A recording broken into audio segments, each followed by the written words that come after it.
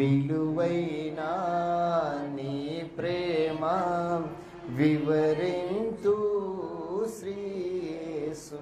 అందరం కూర్చుందాం. 4వ మాటగా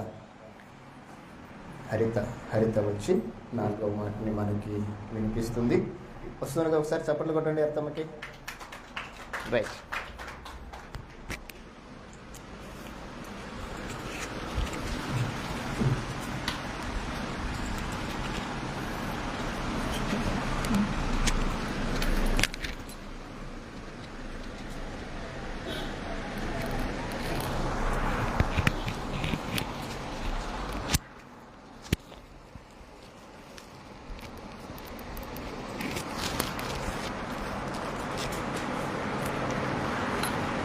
ముందుగా ఈ అవకాశాన్ని ఇచ్చినందుకు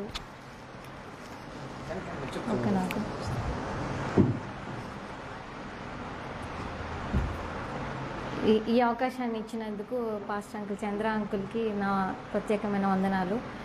ఇక్కడ కూడి వచ్చిన మీ అందరికీ నా వందనాలు. చిన్న ప్రార్థన చేసుకొని 4వ మాట నేను చెప్పాలనుకుంటున్నాను. మహోన్నతున మహాగండ యేసయ్య నీ బంగారు పదలు కొందనాలు స్తుతులు స్తోత్రములు తండ్రి అయ్యా. ఇక్కడ ఒక చిన్న మందగా కూడి నీ నామాన్ని స్తుతించడానికి గణపరచడానికి అయ్యా ఇచ్చిన అవకాశాన్ని నీకే వందనాములు స్తుతులు స్తోత్రములు చెల్లించుకుంటున్నాం తండ్రి. సహాయం దయచేయండి తండ్రి అయ్యా. విన్న వాక్యాన్ని మా హృదయంలో పదిలపరుచుకొని వాక్యం ద్వారా మేము నడుచుకునేటట్లు మాకు సహాయం దయచేయండి తండ్రి అయ్యా. నీ చిత్తం మాయల్లో జరిగించండి తండ్రి. సహాయం దయచేయండి ప్రభా. ఆయా వాక్యం రీతిగా మేము నడుచుకొని మా జీవితాల్లో మేము జరిగించేలాగా సహాయం దయచేయండి తండ్రి యేసయ్య. నీకే వందనములు యేసయ్య. ఈ చిన్ని ప్రార్థన యేసయ్య నామములో అడివేకున్నాం తండ్రి. ఆమేన్.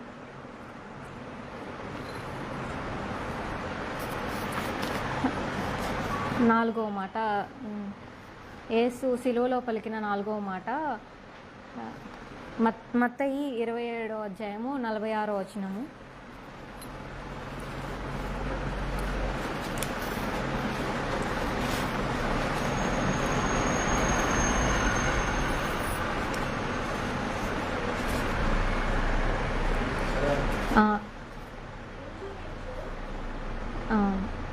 ఇంచుమించు 3 గంటలప్పుడు యేసు ఏలి ఏలి లామా సబక్తాకాని అని బిగ్గరగా కేకలు వేసెను.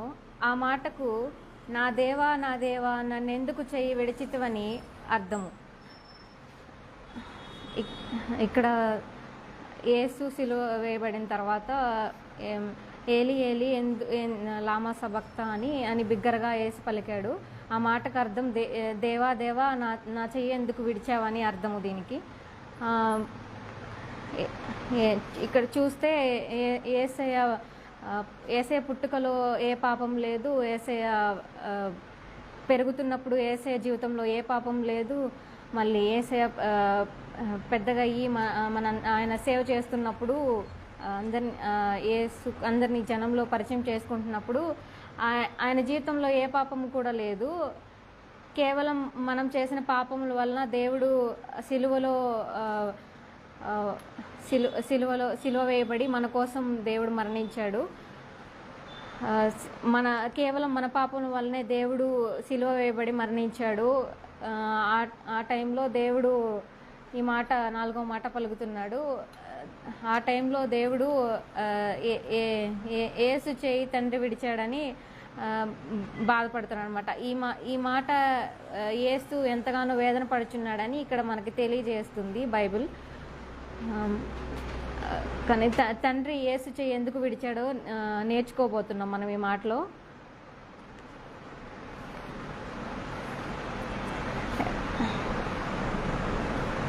ఆయన ఏ పాపం చేయలేదు, కానీ ఆయన నోటను ఏ కపటమును కనబడలేదు.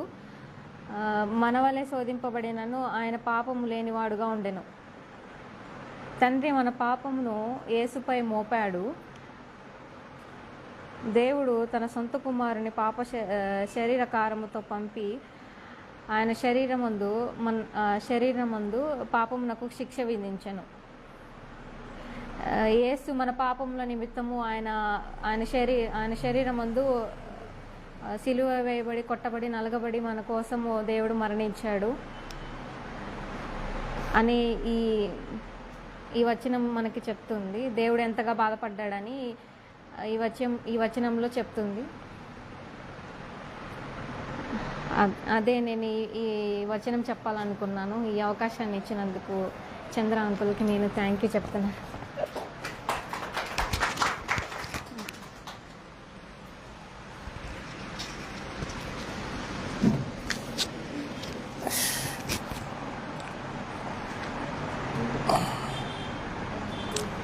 రైట్. యేసు చిలువలో పలికిన 4వ మాట, వేదన కలిగిన మాట. మీకు ఒక సందర్భాన్ని నేను తెలియజేస్తాను. యేసుక్రీస్తు సిలువ వేయబడినప్పుడు సిలువలో దొంగ రక్షించబడ్డాడని మనకు తెలుసు కదా. సిలువలో దొంగ కాకుండా మరొక ఆయన కూడా రక్షణ పొందాడు. మీకు తెలుసా? యేసు సిలువలో వేయబడినప్పుడు దొంగ రక్షించబడ్డాడు అని మనం చదువుకున్నాం. అది మనకు తెలుసు. తెలియకుండా మరొక ఆయన కూడా అక్కడ రక్షించబడ్డాడు. ఆయన గురించి తెలుసా? ఎవరమ్మా? యేసుక్రీస్తుకి ఈ శిక్షణ విధించిన ఆయన ఆ రోమా గవర్నరు పిలాతు శిక్ష విధించాడు. శిక్ష విధించే ముందు ఆంటీ చెప్పినట్టు భార్యకు స్వప్నం వచ్చింది. ఆమె చాలా బాధపడింది. ఆ బాధను ఆయనకు తెలియజేస్తే ఆయన సాధ్యమైనంత వరకు ఆ శిక్షను రద్దు చేయడానికి చూశాడు. కానీ లేఖనాలు నెరవేరాలి కనుక అది జరిగింది. శిక్షణ విధించిన పిలాతు ఆ శిక్షను అమలు చేయటానికి ఒక శతాధిపతికి ఆ పట్టానిస్తాడు. ఒక శతాధిపతి అంటే మన భాషలో ఒక ఎస్పీ, అంతే కదా. ఒక 100 మందికి అధిపతి అనేది నానుడి. ఈ శిక్షణ ఆయన అమలు చేస్తున్నాడు. అలా కాదు, 40 దెబ్బలు కొట్టండి కదా, భుజం మీద సిలువ తీసి ఇంకొకరిని పెట్టండి, మేకులు గట్టిగా కొట్టండి. ఈయనంతా అమలు చేస్తున్నాడు. ఆ శిక్షణ ఎలాగ అమలు చేస్తున్నాడో ఈయన చూస్తున్నాడు. ఈ శిక్ష ప్రారంభించిన నాటి నుండి శిక్ష ముగించేంత వరకు ఈ శతాధిపతి చూస్తూనే ఉన్నాడు. శిక్ష కంప్లీట్ అయిపోయింది. ఎప్పుడైతే శిక్ష కంప్లీట్ అయిపోయిందో ఆయనలో కన్ఫస్ వచ్చేసింది. ఏమని తెలిసిన? ఈయన నిజముగా దేవుని కుమారుడు. ఒక రోమా సైనికుడు అంత తేలికగా రోమీలను కాకుండా మరొకరిని దేవుడు అనకూడదు. పైగా ఆయన శతాధిపతి. ఒక శతాధిపతి ఆ స్థలములో నిలబడి సాక్ష్యం చెప్తున్నాడు, నిజముగా ఈయన దేవుని కుమారుడు అని చెప్పాడు. ఆయనతో ఉన్న వాళ్ళందరూ కూడా సెల్యూట్ చేసిండ్రా? తెలుసా మీకు? ఒక ఎస్పీ ఏదైనా ఆర్డర్ చేస్తే అంటేనే ఏం చేస్తారు? అటెన్షన్ అయ్యి సెల్యూట్ చేస్తారు. అంటే ఆయన అంగీకరించారని అర్థం. ఆ రోజు ఎంతమంది యేసు ప్రభువుని చూసి రక్షణ పొందారో తెలియదు, కానీ ఈ శతాధిపతి చరిత్ర చెప్తుంది తన ఉద్యోగానికి రాజీనామా చేసేసాడంట. కన్ఫస్ అవుతుందనే. ఎందుకంటే అలా ఉండి ఇంకొక దేవుని చూడటానికి వీల్లేదు, ఆయన కూడా చంపేస్తారు. రాజీనామా చేసి ఆ లేఖను గవర్నర్కు పంపించాడు. గవర్నర్కు పంపించే లోపే సమాధి కాడ కావిలి మళ్ళీ ఈయనే రాజీనామా ఆమోదించబల్ల సమాధి కాడ కాలి. సమాధి దగ్గరికి వచ్చేసరికి ఆయన పునరుద్ధరణుడై లేచాడు. అది చూశాడు. ఇక ప్రభుని వెంబడించి ప్రభు సాక్షిగా మారాడు. ఎవరో తెలిసిన? ఆ శతాధిపతి. ఆయన కూడా ప్రభు కొరకు ప్రభువుని వెంబడిస్తూ ప్రభు పరిచర్య చేశాడు. ఆ రోజు ఎంతమంది చేశారో మనకు తెలియదు, కానీ చరిత్ర చెప్తుంది శతాధిపతి సహా మార్చబడ్డాడు. ఎందుకో తెలిసిన? సిలువలో ఆ వేదనని ఆయన చూశాడు, ఆ బాధను చూశాడు. ఆయన తన ఆర్డర్ ప్రకారమే జరిగింది. అక్కడంతా స్క్రోలింగ్ అంతా ఆయనదే. ఆ వేదన కలిగిన మాటను అందరూ విన్నారు. ఈయన ఏలియా అని పిలుస్తున్నారు అనుకున్నారు ఈ మాట అంటుంగల్నే. ఒకవేళ ఏమో ఏలియా వస్తాడేమో అనుకున్నారు.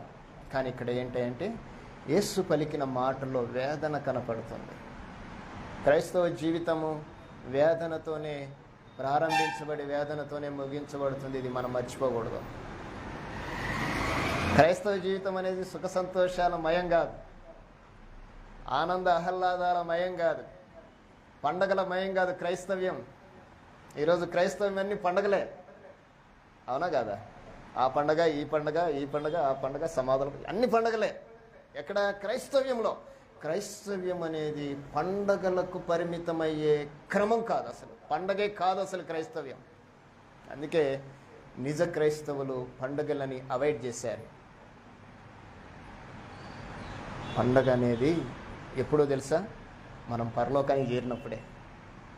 పరలోకానికి చేరేంత వరకు మనకు ఉండేది ఏంటంటే మనతో వేదన, కష్టము, శిక్షలు, హింసలు, మనశ్శాంతి లేని జీవితాలు. అయినప్పటికీ వాటన్నింటినీ క్రమపరిచేవాడు మనతో ఉన్నవాడే. కనుక ఈ మాటను బట్టి ఆయన అంటున్నాడు, నన్ను ఎందుకు చెయ్యి ఇడ్చావు అంటున్నాడు. అప్పుడప్పుడు అంటుంటాం, డాడీ కొడతాడు, డాడీ కొడతాడు. ఎందుకు కొట్టింటాడు? ఏదో జరిగింటుంది, కొడతాడు. మనం ఏం చేస్తాం? డాడీ మీద అలుగుతాం అలగవా? మళ్ళీ డాడీ ఏం చేస్తాడు? మళ్ళీ బస్ స్టాండ్కి తీసుకెళ్ళి ఐస్ క్రీమ్ ఇప్పిస్తే మళ్ళీ డాడీని కలుసుకొని వస్తాం. శిక్షించినది ఆయనే, ఆ శిక్షను మర్చిపోయేటట్టు చేసేది కూడా ఆయనే. కానీ ఇక్కడ ఆయన మనోవేదన్ని మనకు తెలియజేస్తున్నాడు. ఆయన